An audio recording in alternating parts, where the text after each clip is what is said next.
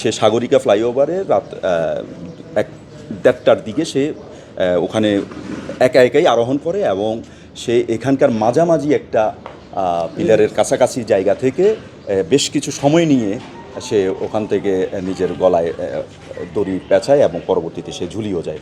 যিনি মারা গেছেন তার কিন্তু আসলে 6টা মামলা আমরা তার পিসিপিআরে দেখেছি। 6টা মামলা আছে, এর মধ্যে দস্যুতা, চাঁদাবাজি সহ বিভিন্ন ধরনের মামলা আছে এবং 2টা মামলার ওয়ারেন্টও ছিল।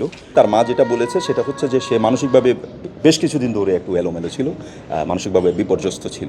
সে সাগরিকা ফ্লাইওভারে রাত 1-1:30টার দিকে সে ওখানে একাই আরোহণ করে এবং সে এখানকার মাঝামাঝি একটা পিলারের কাছাকাছি জায়গা থেকে বেশ কিছু সময় নিয়ে সে ওখান থেকে নিজের গলায় দড়ি পেঁচায় এবং পরবর্তীতে সে ঝুলিয়েও যায়। সাইড দিয়ে রাতের বেলা গাড়ি যাচ্ছে, সব কিছু স্বাভাবিক ছিল, কিন্তু সে ওখানে একা ছিল। ফলে ভিডিও ফুটেজ দেখে পরিষ্কারভাবে বোঝা যাচ্ছে যে এটা ছিল আত্মহত্যার ঘটনা। এবং আমরা বিস্তারিত তথ্য পেয়ে দেখলাম যে তার বয়স হচ্ছে 27 বছর 9 মাস এবং তার নাম হচ্ছে কাউসার হামিদ প্রকাশ আবু কাউসার।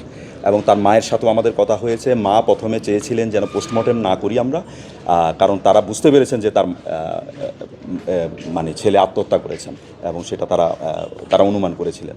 তো তারা চেয়েছিলেন যেন পোস্টমর্টেম না করি, কিন্তু আমরা বলেছি না, এটাতে ঝামেলা হবে, যেহেতু এটা একটা প্রকাশ্য জায়গায় আত্মহত্যা হয়েছে, আমাদের পোস্টমর্টেম করতেই হবে।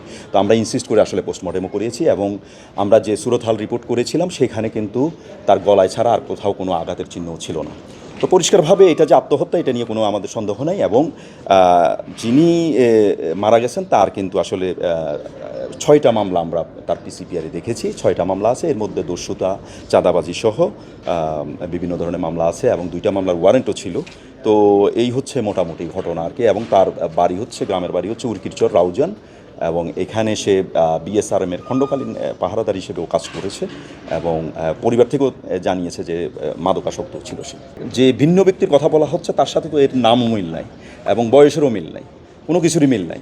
তো সুতরাং এটা যে পৃথক ব্যক্তি, এটা মোটামুটি আমরা এখনও পর্যন্ত বুঝতে পারছি। তারপরও দুজন এক কিনা সেটিও আসলে একটু খতিয়ে দেখবেন কিনা? না, তা তো অবশ্যই, এটা তো চলমান প্রক্রিয়া। এরপরও যদি আমাদের কাছে কোনো ইনফরমেশন থাকে সেটাও আমরা যাচাই বাছাই করবো। কিন্তু এখন পর্যন্ত আমাদের কাছে যে সংবাদ সেটা হচ্ছে যে এটা হচ্ছে আত্মহত্যার ঘটনা এবং তার কোনো পলিটিক্যাল এফিলিয়েশন তার পরিবার থেকেও আমাদেরকে বলা হয়নি এবং আমরাও ওই ধরনের পাইনি।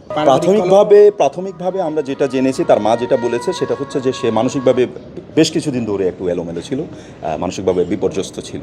তো হতাশার বা অনেক কারণেই হয়তো সে আত্মহত্যা করেছে এবং এটা আপনারা ভিডিও ফুটেজটাও আপনারা পেয়ে যাবেন। ঠিক আছে।